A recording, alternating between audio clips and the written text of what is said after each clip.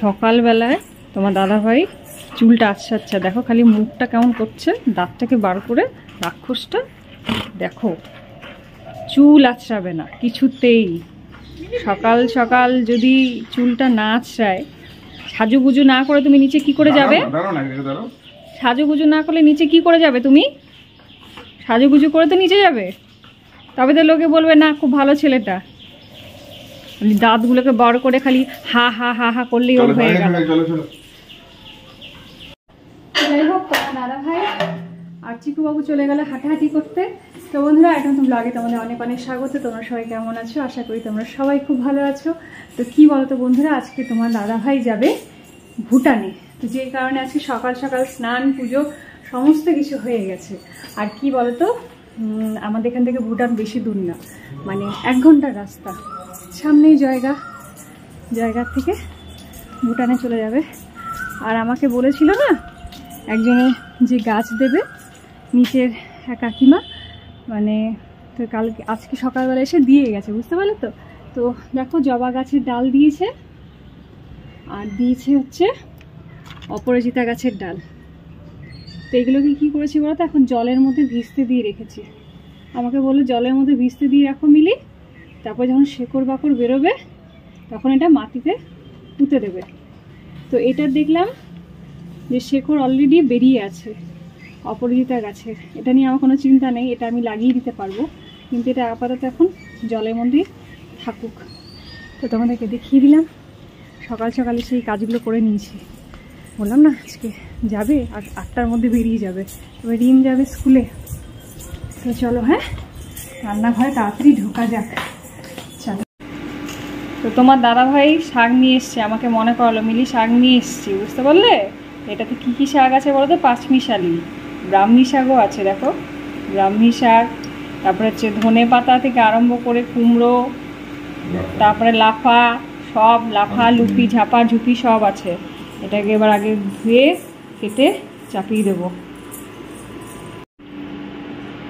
পনির আছে, পনিরটাই করে দিই নিরামিষের দিন। লাউ ডাঁটা খুঁজে পেলাম, কালকে নিয়ে এসেছিল, রবিবার দিন, কালকে না রবিবার। তো লাউ ডাঁটাটা একটু পাতলা করে ঝোল করে দিলে পরে তাহলে আর ডালের দরকার হবে না, বুঝতে পারলে তো। কাটাকাটি কমপ্লিট করে নিলাম। এখানে আলু ভাজা করলাম ডিমের টিফিনের জন্য। এদিকে তোমার ডাঁটা ঝোল করব, তার জন্য আলু, তারপরে কি এটা পটল সব দিয়ে দিয়েছি, বুঝতে পারলে তো। এটা দিয়ে একটু পাতলা করে ঝোল করে দেবো, তাহলে আর ডালের দরকার হবে না, সব থেকে বড় কথা। আর এখানে একটু পনিরটার জন্য অল্প আলু কেটে নিলাম। কাটাকাটির ঝামেলা শেষ হয়ে গেল। আর চিকুর সবজি আর ডিমের সবজি আগেই অবশ্য কাটা হয়ে গেছে। চলো উঠি, হ্যাঁ কোমরটা ধরে গেল জানো। তোমার দাদাভাই এর জন্য এখানে একটা চেয়ার রেখে দিয়েছে, বলছে যখন রান্না করতে করতে কোমরে ব্যথা হবে তখন চেয়ারে বসবে। যে হ্যাঁ, চেয়ারে বসলে আর আমার আর রক্ষা থাকবে না, চেয়ারেই তাহলে বসে থাকবো, তাহলে আর আমার কাজ হবে না। এদিকে চিকু আর ডিমের একবারই সবজি কেটে রেখে দিয়েছি, বুঝতে পারলে তো। ডাঁটাটা কি বলো তো, তোমার একটু বড়ি দিয়ে করবো, বড়িটাকে অল্প ভেজে রেখে দিলাম আর পাতলা করে ফেলি। এদিকে শাকটা চাপিয়েছি, পাঁচমিশালি শাক, আর এদিকে আমার ডাঁটার ঝোল হচ্ছে, বুঝতে পারলে তো। তো আমার লাস্ট রান্না তোমাদেরকে দেখিয়ে দিই, সেটা হচ্ছে পনিরের তরকারি। এটা একদম টেনে যাবে ঝোলটা, একদম মাখা মাখা করবো। এদিকে তোমার আলু ভাজা হচ্ছে, ডিমের টিফিন প্লাস আমাদের টিফিনের। আর এদিকে হয়েছে শাক ভাজা পাঁচমিশালি, এদিকে হচ্ছে লাউ ডাঁটা বড়ি দিয়ে ঝোল, এদিকে হয়েছে চিকু বাবুর সবজি, খালি তোমার সয়াবিনগুলো দেখা যাচ্ছে নিচে, সবজিগুলো সব পড়ে আছে। এদিকে হয়েছে ডিমের সবজি, আর টিফিনে ডিমের আমাদের আর কি সকালের জন্য মিষ্টি রুটি করে দিয়েছি। ডিমের টিফিনে ঢুকিয়ে দিয়ে আলু ভাজাটা খালি দেবো, ব্যাস হয়ে যাবে। রিম আর ডিমের বাবা চলে যাওয়ার পর অনেকটা সময় বেঁচে যায়, বুঝতে পারলে তো। সেই সময় একটু ফুটখাট কাজ করার চেষ্টা করি, মানে ঘরে তো টুকিটাকি অনেক কাজ থাকে, তোমরা সবাই জানো সেটা। আর কি বলতো, এই মাসে যেহেতু মা মাসে বাজারগুলো রেখেছিল, তাই একটু ওলট পালট হয়েছিল, যে কারণে এটা অনেক দিন থেকেই, মানে যেদিন থেকে এসেছিলো সেদিন থেকেই ভেবেছিলাম ঠিক করবো। আর দেখতে পাচ্ছ তো আমার ঠাকুমার ঝুলি, এটা বার করেছি, কি কি আছে না আছে দেখছি। ঠাকুমার ঝুলির থেকে বার করে করে এবার ঢেলে ঢেলে সব রাখবো, বুঝতে পারলে তো। তো গোছানো মোটামুটি কমপ্লিট করে নিয়েছি। যেগুলো আমার দরকার সেগুলো আমি সামনে রাখলাম।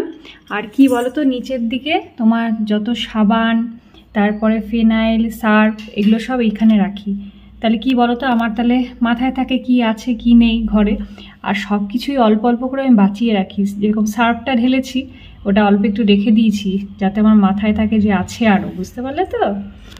আর কি বলো তো, এইগুলোকে বার করলাম, এগুলো শেষ হয়ে গেছিলো, মানে এগুলোকে ঢালতে হবে। আর এই খইটাকে যে কি করব সেটাই ভাবছি। আর এই পাঁপড়গুলোর ব্যবস্থা আমাকে করতে হবে, পাঁপড়গুলো রাখার। তো চলো, মোটামুটি কমপ্লিট হয়ে গেছে গোছানো। তো বন্ধুরা, রান্নাঘরে কাজ কমপ্লিট করলাম। এখন এক মুহূর্ত ফ্যান ছাড়া বসা যাচ্ছে না, এত গরম করছে। আর ফ্যানের যে স্পিড ভ ভ ভ ভ করছে। আর এই ফ্যানের স্পিড যদি শীতকালে দেখা যায়, মনে হয় নিজেকে উড়িয়ে নিয়ে চলে যাবে। কিন্তু ফ্যান কিন্তু পরিষ্কার, যে নোংরা আছে বলে চলছে না তা কিন্তু নয়। তো যদিও আমাদের এখানে একটু লাইটের অল্প প্রবলেমও আছে, দেখছো না সারাক্ষণ লাইট জ্বলতে থাকে। 10টা লাইটে যদি জ্বালিয়ে রাখি না, তাও অন্ধকার অন্ধকার লাগে, বুঝতে পারলে তো। দেখো না কেমন রান্নাবাড়ি সব কিছু অন্ধকার অন্ধকার তোমাদের দেখতে লাগে। তো তোমাদেরকে দেখাইনি একটা জিনিস, সেটা হচ্ছে শাখা পলা পরেছি। কেমন লাগছে কি বলো তো। আমাদের বাঙালিদের ঐতিহ্য, যেটা কিন্তু সোনার থেকেও দামি। মানে যতই আমরা সোনার শাখা বাঁধানো পরি না কেন বা সোনার চুড়ি পরি না কেন, একটা বিবাহিত মেয়ের কাছে শাখা পলা পরা, সিঁদুর পরা, এগুলো না পরলে কেমন লাগে না। আমি কাউকে ছোট করছি না, এখনকার মডার্ন যুগের সাথে সবাইকেই মানিয়ে চলতে হবে। কিন্তু তাও একটা বিবাহিত মেয়ের কাছে শাখা পলা খুবই দামি, সোনার থেকেও দামি। এখন যা সোনার বাজারের দাম, তার থেকেও দামি। তো কেউ কিছু মাইন্ড করতে যেও না। আবার আমি এটা বলছি না যে আমি শাখা পলা পরছি বলে একেবারে সতী সাবিত্রী আর তোমরা তোমাদের হাজব্যান্ডদের স্বামীদেরকে ভালোবাসো না, সেটা কিন্তু একবারও বলছি না। আমাদের মডার্ন যুগের সাথে তাল মিলিয়ে চলতে হবে। কিন্তু এটা আমাদেরকে মাথায় রাখতে হবে যে আমাদের বাঙালিদের ঐতিহ্য, এটা তো বজায় রাখতেই হবে। বিয়ে করলাম কেন, যদি এগুলো নাই পরবো লোক দেখাবার জন্য যে আমি এখনো বিয়ে করিনি না গো, আর কি করছি। যার যেটা পছন্দ, আমার এটা পছন্দ। তো চলো, হ্যাঁ, লুসি আসবে এখনই আবার। আজকে চিকুবাবু অপেক্ষা করছে লুসির জন্য। দেখো লুসি এসছে, বন্ধুর সাথে কতদিন পরে দেখা হলো। আর কত আনন্দ, কত আনন্দ। এ বাবা, লুসিকে দেখে কত আনন্দ, দুইজনের কত আনন্দ। এতদিন বাদে দেখে দুই বন্ধুর এত আনন্দ, এত কিচি কিচি দুজনে। তো কি বলতো বন্ধুরা, শিলা দিয়ে এসছে, বুঝতে পারলো তো। যে কারণে দুই পণ্ডিতকে, এখানে একজন এখানে একজন, দুই পণ্ডিতকে বেঁধে রেখে দিয়েছি, নাহলে আর কেউ ঝাড়া মোছা কেউ কিছু করতে দেবে না। যাই হোক, আজকে যা গরম পড়েছে না, দুপুরবেলা আজকে স্নান করব। এই দিন এলো, একবার স্নান করব আর জামা ছাড়বো, এই করতে থাকবো। যাই হোক, ওদেরকে খাওয়ার ব্যবস্থা করি, খাওয়ারটা দিয়ে দিই, তারপরে আবার রিম আসার টাইম হয়ে যাবে। খুব গরম পড়ছে। তো শুভ সন্ধ্যা বন্ধুরা, সন্ধ্যাবেলা চা খাওয়া কমপ্লিট, সন্ধে দেওয়া কমপ্লিট। তো কি বলতো বন্ধুরা, এখন আজকে দুপুরবেলা স্নানটা করে কি আরাম লাগলেও বিশ্বাস করবে না। এখন কি বলতো, বিকেলবেলা করে ছানাটা করে রেখে দিচ্ছি। তাহলে কি হবে বলতো, বিকেলবেলা টিফিনটা হয়ে যাবে। ডিম আর ডিমের বাবাকে দেবো, মুড়ি দিয়ে মেখে খেয়ে নেবে। সব থেকে হেলদি খাওয়া এখন, বুঝতে পারলে তো। তো ডিমের বাবা এলে ডিমের বাবাকে দেবো, এখন ডিমকে দিয়ে দেবো। আর সমস্ত খাবারগুলো এখন ফ্রিজে রেখে দিতে হচ্ছে, সব বার করলাম, বুঝতে পারলে তো। কারণ সব টকে যাচ্ছে, যে কারণে এখন বার করলাম। ডিমের বাবা এলে পরে তখন এগুলো সব গরম করবো। আর হচ্ছে এদিকে আমার আটা মাখাও কমপ্লিট হয়ে গেছে রুটি করবার জন্য। তো রুটিটা চলো করে নিই। আর কি বলতো, যত রাত হবে না, তত আর রান্নাবাড়ি আর করতে ইচ্ছা করবে না এরপরে, বুঝতে পারলে তো। এই জন্য তাড়াতাড়ি তাড়াতাড়ি করে সমস্ত কাজকর্মগুলো করে নিই, সেরে নিই। চলো, হ্যাঁ, করে ফেলি রুটিটা, চলো। তো বন্ধুরা, রাতের খাওয়া, বাসন মাজা, নিজে ফ্রেশ হওয়া, সমস্ত কিছু কমপ্লিট হয়ে গেল। বাচ্চা ঘড়ি কাটে এখন 10টা। রিম পড়াশোনা করছে। রিমের বাবা অফিস নয়, ভুটান থেকে এলে একটু আগে এসে নিয়ে আবার সেই ল্যাপটপে বসে গেছে, যে যার কাজ। আর কি বলতো বন্ধুরা, এখন এই গরমকালে না ক্রিম মাখতে আর ইচ্ছেই করছে না। মনে হচ্ছে ক্রিম মাখলে পরে আরও মুখটা ঘেমে ঘুমে একসা হয়ে যাচ্ছে।